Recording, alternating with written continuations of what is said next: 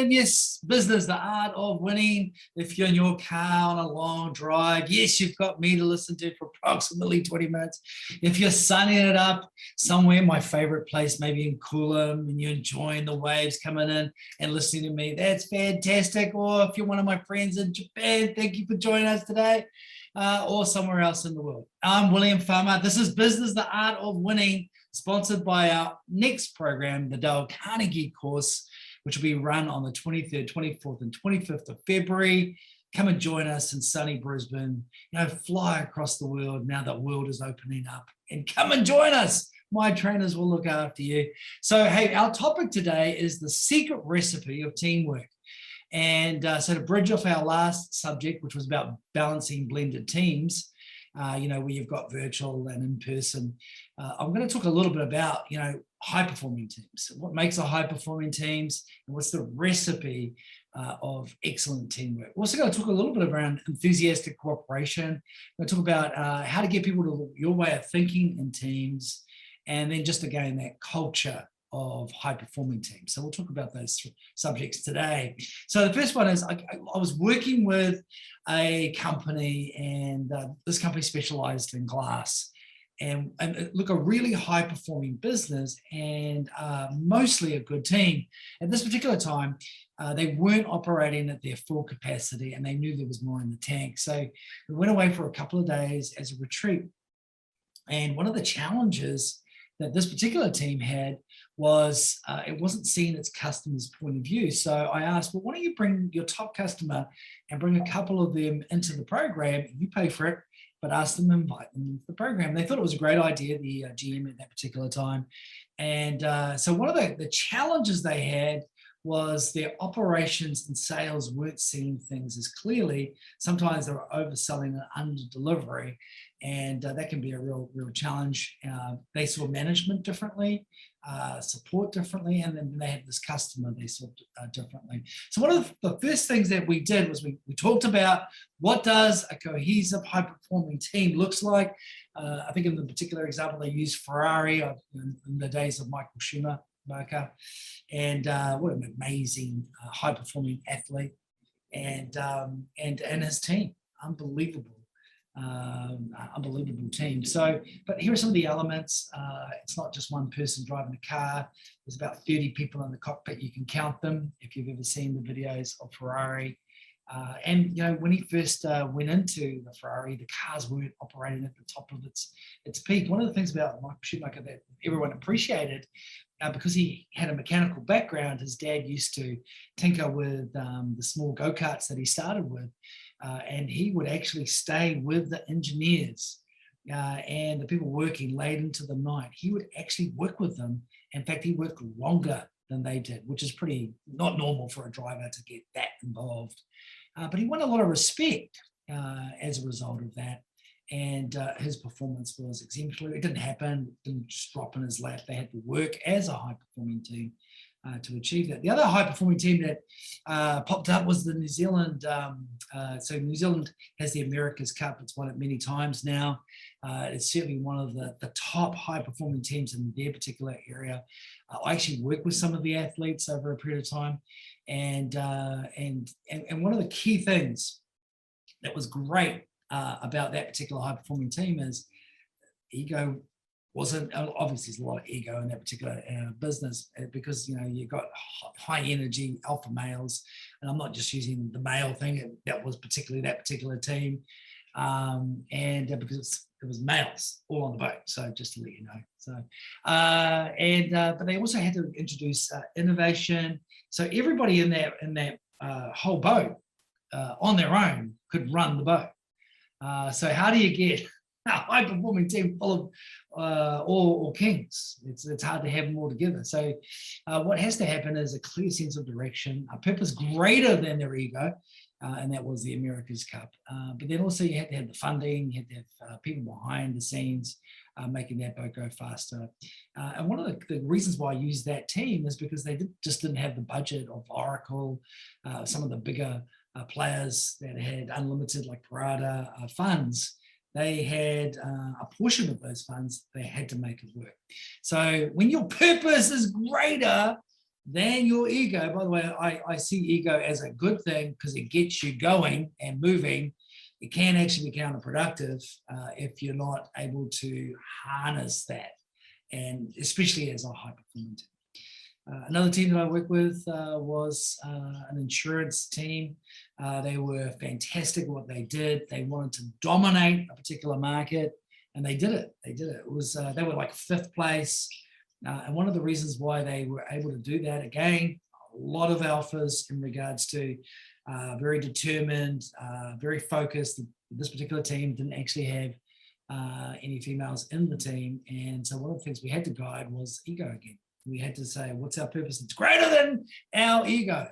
It was interesting over a 10, 20-year period that I helped that organization. We actually had women executives coming into the team and helping balance in that team. And yes, they became the dominant player in that particular market. So what are some of the traits? Well, purpose motive greater than ego motive. Ego is good, by the way. You need it to get out of bed. You need it to be able to rise. You need it to be able to challenge, hold your sword, and run the race. Yes. But then there's the blossoming of the ego. And it comes, sometimes it comes later in life for us. Sometimes people get it earlier. It's where, yep, I understand that ego is good in regards to being motivating, but I've got a lot of strong people around me, and I have to harness that potential. I have to take that hurricane of energy and I've got to focus it somewhere which is going to make it work for everybody. So that's harnessing the strength of your individual leaders. You can't bring up any lines without getting scratches, I can tell you. And that's okay. That's okay. As long as you can repair yourself, pat yourself, and then get yourself back on track. I'd rather have people who are opinionated and even dominated and got energy. In fact, one of my successful friends said to me, there's one thing I hire on, Will, and I go, what is it? Movement. Oh, what do you mean with that? Like if they're in the interview and they don't move and they've got no passion and there's no joy, I don't care how technically smart they are, I don't let them go into our business. I said, well, how did you learn that? He said, I just learned that over a period of time. People got to have energy. They've got to have energy. Yep, I hire people who are quietly. I want them to be introverted. I want them to be right, but they've still got to have that little bit of passion and they've got to have that little bit of fire. And he was able to build a very successful business as a result of choosing the right people. So that's one of the other key areas is purpose motive, greater than ego. Okay. And the other thing is you've got to harness the hurricane. You got to harness it. Okay. I'm going to go and harness, a feather. Well, you're going to get feather results. And so you've got to be able to think about how do I do that? Who do I want to invite to our team? It's okay. They may be smarter, brighter. I think it was Schwartz that on his tombstone said, here is a man who managed to attract more talented people than himself. And if that's one thing that I'd like to think that I've managed to do as a leader is actually attract people who are smarter than me, which wouldn't be hard. But at the end of the day, that's your job, isn't it? Facilitate the talent rather than dominate the talent. But for some of us, it takes longer to learn those lessons. So what's the recipe? Again, purpose, motive. Make sure you can harness the hurricane. Know where you're going. Know when you're going to take it. Sure, you're going to have some challenges. So I'm going to talk a little bit about how to win people your way of thinking and how to get people to on board when they disagree. And so, look, I'm not going to quote William Farmer. I'm going to quote something that I've spent 30 years of my history working on, and that's Dale Carnegie's principles. So principle 10 is the only way to win an argument is to avoid it. Oh, but I like arguing, Will. I like getting in there, and that disagreement's good. It's good for the blood. It's good for the temperature. And I agree with that, actually. I think two directors who agree all the time, one's not needed. You need a little bit of tension. You need that to be able to grow. But, even in tension, there's a way of handling it. There's a way of, getting that hurricane and making it flow in the right direction. And when you're yelling and screaming at each other, that is counterproductive. It's counterproductive. When you think about Steve Jobs, when he first got fired from Apple, come on, counterproductive. Now, he did a marvelous thing with Pixar, and that would never have happened without that actual firing. But what would have happened if someone knew how to harness that hurricane and keep that talent in that business during that period, how far would have Apple gone? Who knows? Who knows the answer to that? And when you're dealing with high performers who really are, passionate about what they're doing, and sometimes that human relations can really help a great deal. So don't get into an argument, don't get a yelling, screaming match. When you're wrong, admit it quickly and emphatically. That's a good one too, because most people understand humanity. Like everyone has made a mistake. It's okay. Maybe here's some of the things you can do to change that. Other fantastic principles, a real common sense one. Let the other person feel the idea is theirs, their idea. So that's an ego blossomed, where I don't need to be the king person anymore. I can help you be king or queen, okay, or they. Obviously, we're in a different world now. And so look from the other person's point of view, dramatize your ideas, throw down a challenge. These fantastic principles, if you have not read the book, do it. Do it. You can even download it now on YouTube and just listen to the book if you've got enough on your plan, on your data plan. I would. I remember, when I first read that book, I was in a Wairau military camp. I was the only person there because it was 1 o'clock in the afternoon. My dad said, "You need to read that book, son. You don't really know what you're doing as a leader." You know what? He was right. I started reading it. I started reading the story around Two Gun Crowley. Just shot some person. Still thought he was a good person, even though he just killed an officer. And I realized that, Dale Carnegie was right. People don't see themselves as bad, even though their actions might be bad, right? So how we see ourselves is quite different to how other people might see them. And so if you wanted to, he used a spoonful of honey is better than a bucket full of gold. And I don't know what gold is, it's an old word, but I imagine it's not great. And but I did understand that, a spoonful of honey attracts more flies than anything else. I started to think about the common sense nature of Dale Carnegie's writing. And then, again, it's only knowledge. It was only when I started to apply it and I could see the difference that it made. I used to love arguing. I've got 3 brothers. I'm the oldest. We had some beautiful arguments. Some of them non-verbal. They were all action. Anybody who's got brothers out there, you know what that's about. And then all of a sudden it becomes skilled and going, well, that's going to bear no fruit. Let's look from your point of view. Anthony's one of my biggest brothers. And maybe I can talk in terms of your interest. It's phenomenal. Changed the game for me. And for anybody who's read that book in business, there's a reason why it's advertised from all the greats. Anthony Robbins, who I have amazing respect for, Bob Proctor, some of the great ones like Zig Ziglar, who's now passed away, Earl Nightingale. The greats are the greats. They read the book. Why? Because it works. It really works. So if you want to gain enthusiastic cooperation, know those principles.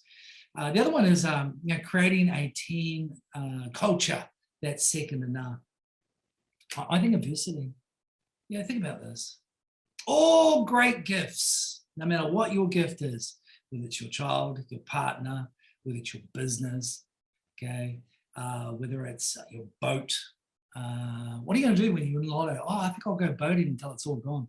Literally, right? All great gifts are wrapped up in problems. And if you want a world, you want that utopia world, right, where you've got no more problems, you're going to find that you're not growing anymore. Now, problems and adversity make us strong. And the stronger we become, the deeper we start to seek in our own personalities, the more understanding. It's like a game. Link is a beautiful young lad. He's 11 years old, and he's my partner's son. And he's amazing on Fortnite. Like, I watch him and I go, I can't think that fast, let alone think and act the way he does. Completely on remote control. So fast. And so my point around Link is that he's adapting to his new environment. He's solving problems at lightning speed. The adversity is making him a better player. I know that he was in the top 3,000 out of 30,000 people in that competition, and he's 11 years old. And I've watched how that's actually helped him as a soccer player.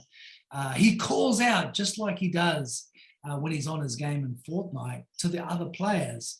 And because his brain is used to processing information so fast, now he's gifted because his body's actually moving in the pace of his brain.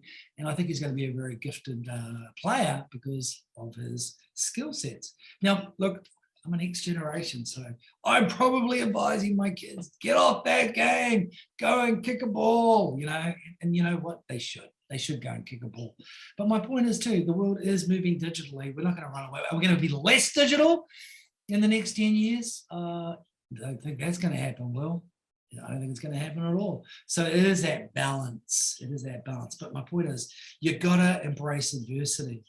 And you've got to tell yourself the brutal truth. Sometimes what we were good at is no longer relevant. And that's hard to swallow. It's a hard pill to swallow. But the good news is that, we can either say yes to our expectations or we can let those go and create new ones.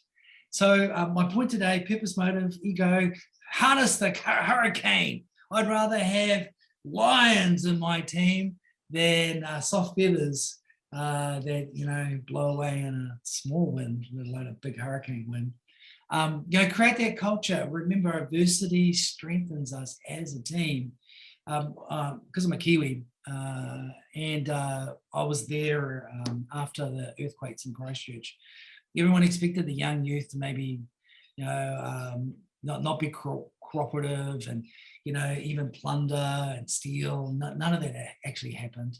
OPE, other people's experiences happened. OPE. In other words, I can see you're in stress. Let's help out. And everyone helped out in Christchurch under extreme conditions. And they've lifted that city out of the ashes into something really beautiful. Yep, it's taken time. But again, embrace adversity. So, hey, I hope you've enjoyed. Are you putting that tan on now? Yep, good on you. Thank you for listening to this podcast on your holiday. If you're not on holiday and you're somewhere else in the world, okay, it's only another 3-6 months where you can be on holiday.